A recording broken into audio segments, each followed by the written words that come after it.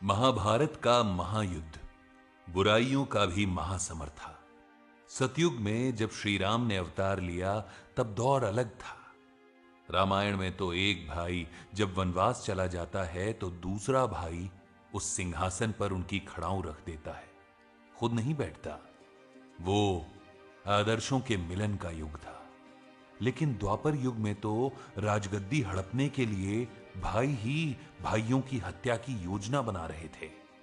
रावण बुराई का प्रतीक था, लेकिन परम ज्ञानी और तपस्वी भी था। इसीलिए तो जब प्रभु श्री राम रावण का वध करते हैं तब अपने छोटे भाई लक्ष्मण जी को उसके पास भेजते हैं, ज्ञान की कुछ बातें सुनने के लिए। श्री राम सतयुग में ही अवतार ले सकते थे, क्योंकि द्वापर युग में तो दुर्योधन जैसे दुष्ट थे जो भरी सभा में कुल की मर्यादा को तार तार करते थे। शकुनी जैसा कुटिल आदमी था जिसने अपनी साजिशों से कुरुवंश का ही सर्वनाश कर दिया। इस युग को तो श्री कृष्ण ही साध सकते थे, जो लीलाएं रचने में माहिर थे। सतयुग मर्यादा का दौर था, इसीलिए उसमें मर्यादा पुरुषोत्तम राम ने अवतार लिया। द्वापर युग साजिशों और षड्यंत्रों से लबरेज था, तो यहां 64 कलाओं में माहिर श्री कृष्ण ने अवतार लिया, जिन्हें माखन चोर भी कहा गया, छलिया भी और रणछोड़ भी। हर एक युग का एक युग धर्म होता है। महाभारत अपने युग का युग धर्म था। बुराइयों के कुरुक्षेत्र के हवन कुंड में आहुति दी गई। फर्क बस इतना था कि ये आहुति जीते जागते लोगों की थी, एक से बढ़कर एक, वीरों, शूरवीरों, परम वीरों की थी। भीष्म जैसे दिव्य पुरुष भी मारे गए तो सूर्यपुत्र कर्ण जैसे महायोद्धा भी, अभिमन्यु जैसे बालक भी जवान मौत मरे, तो द्रौपदी के 5 पुत्रों की हत्या हो गई और गांधारी के 100 पुत्रों की। असंख्य माओं की कोख उजड़ गई, अनगिनत मांगों से सिंदूर धुल गया, न जाने कितने बच्चे अनाथ हो गए। ये सब जिस कुटिल बुद्धि की साजिश थी उसका नाम था गांधार नरेश शकुनी। महाभारत के युद्ध की जिस आग को उसने जिंदगी भर हवा दी, वो खूब धधकी और आखिरकार शकुनी और उसके पुत्र उलूक को भी जलाकर खाक कर गई। लेकिन क्या आप जानते हैं कि शकुनी का एक और पुत्र था जो अपने पिता की ही तरह प्रतिशोध की आग में जल रहा था। वो महाभारत के युद्ध में मारा नहीं गया। शकुनी और उलूक के वध के बाद गांधार प्रदेश का राजा बना, लेकिन अपने पिता की मौत की अग्नि में जल रहा शकुनी का ये बेटा एक दूसरी ही महाभारत गढ़ने के लिए आतुर था। इस महासमर की कहानी और उसके परिणाम दोनों को प्रभावित करने वाले इस किरदार के बारे में काफी कम बात हुई है, जबकि इसी किरदार ने यह साबित किया कि महाभारत को धर्म युद्ध क्यों कहा गया। प्रतिशोध का ही तो परिणाम था महाभारत का युद्ध। न जाने कितने लोगों ने इस युद्ध में अपने निजी प्रतिशोध को जनसंहार का माध्यम बना लिया। द्रौपदी के अपमान का प्रतिशोध पांडवों को लेना था। द्रोण से प्रतिशोध लेने द्रुपद आए थे तो भीष्म से प्रतिशोध लेने शिखंडी। न जाने कितने दिलों की आग खून की होली खेलने के बाद ही बुझी। ज्यादातर तो प्रतिशोध की इस आग में खुद ही झुलस कर मिट गए, लेकिन ये अग्नि महाभारत युद्ध के बाद भी कहीं जल रही थी, और वो जगह थी शकुनी पुत्र विप्रचित्ति का दिल। इस भाग में गांधार नरेश विप्रचित्ति की कहानी को जानेंगे, जो महाभारत की पूरी कथा का सार है। गांधार नरेश शकुनी और उसकी पत्नी अर्शी के 3 पुत्र हुए, उलूक, वृकासुर और विप्रचित्ति।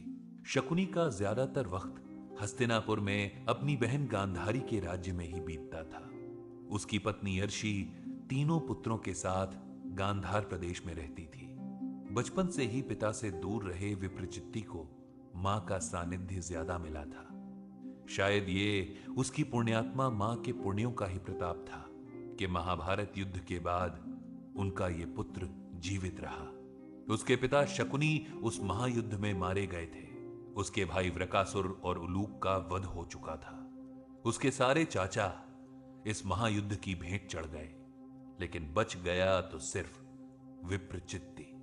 इस महायुद्ध में शकुनी ने भरसक कोशिश की कि उसके पुत्रों पर कोई आंच ना आए। उलूक और वृकासुर को हमेशा युद्ध भूमि में वो बचाता रहा। कई बार तो शकुनी ये भी प्रयास करता कि उसके पुत्रों को युद्ध भूमि में उतरना ही ना पड़े, लेकिन सैलाब जब आता है तो किसी से पूछ कर नहीं आता, किसी को बता कर नहीं आता। वो तो हर उस चीज को डुबो देता है जो उसके रास्ते में आती है। महाभारत युद्ध के अंतिम दिन शकुनी के सामने ही उसके पुत्र की हत्या हुई और फिर सहदेव ने उसका भी वध कर दिया। विप्रचित्ति बच गया या उसे पांडवों ने छोड़ दिया, इस पर बहस अभी तक जारी है, क्योंकि शकुनी का सबसे छोटा पुत्र महाभारत युद्ध में किसी प्रमुख भूमिका में नहीं था। शायद इसी वजह से उसकी जान भी बच पाई। उसे गांधार पर राज करने के लिए विजेता शत्रुओं से जीवन दान में मिला था। हालांकि विप्रचित्ति अपने पिता, चाचा और भाइयों के हत्यारे पांडवों के लिए सिर्फ एक चीज चाहता था, मृत्युदंड। इस महायुद्ध में इतना खून बहा था कि युद्ध के दीवाने भी शांति का महत्व समझ गए। पांडवों ने कौरवों को पराजित तो कर दिया, लेकिन नुकसान तो उनका भी हुआ। अपने गुरु और पितामह सहित न जाने कितने प्रियजनों को उन्होंने मरते देखा। कईयों को तो अपने ही हाथों से उन्होंने यमलोक पहुंचाया। पांडव भी युद्ध के बाद शांति के महत्व को समझ गए थे। उन्हें युद्ध से जैसे नफरत सी हो गई थी।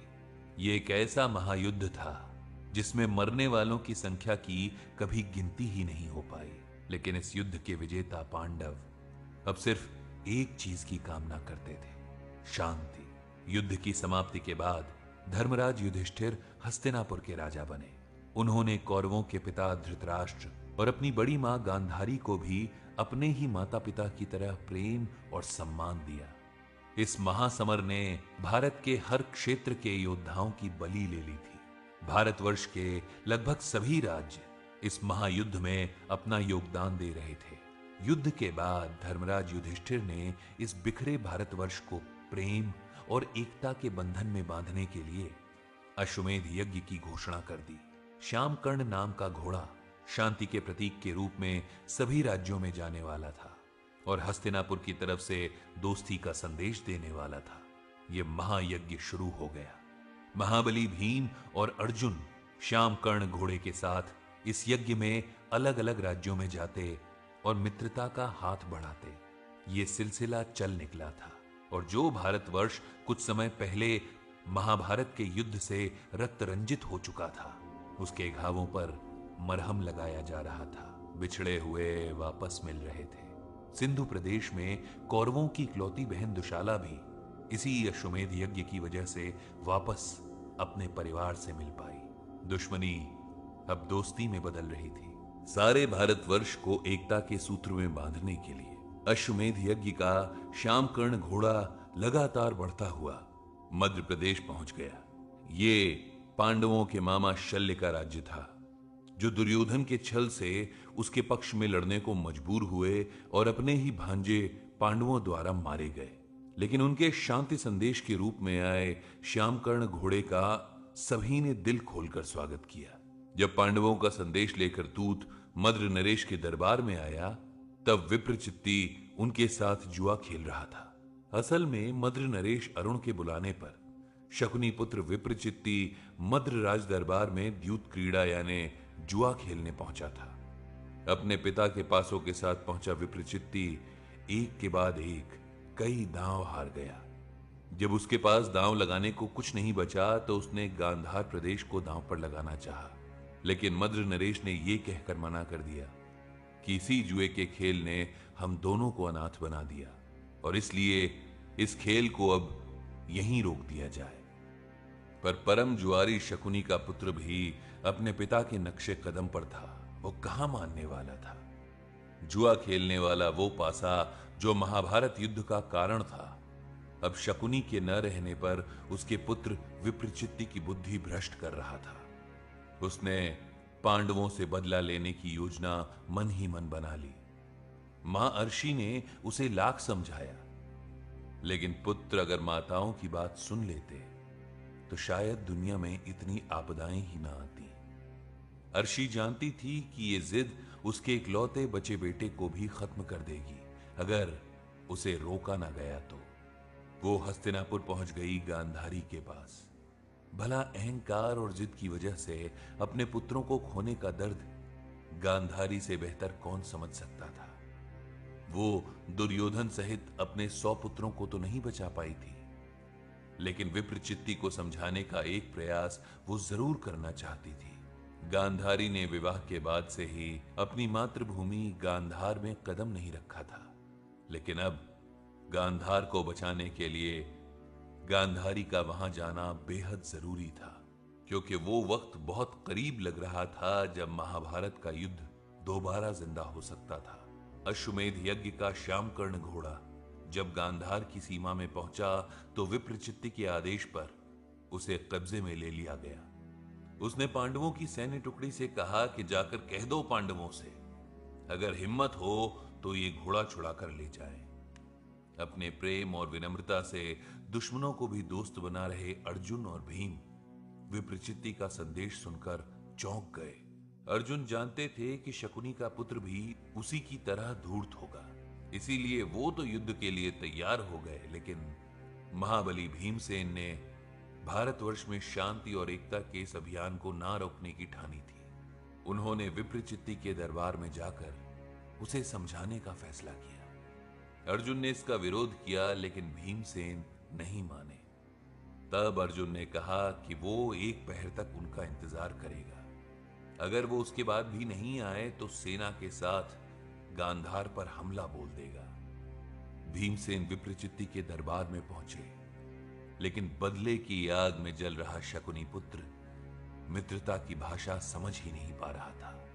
उसने भीम का अपमान कर उन्हें युद्ध लड़ने को ललकारा। 10,000 हाथियों का दम रखने वाले महाबली भीम इसके बावजूद विनम्रता की मूर्ति बने रहे।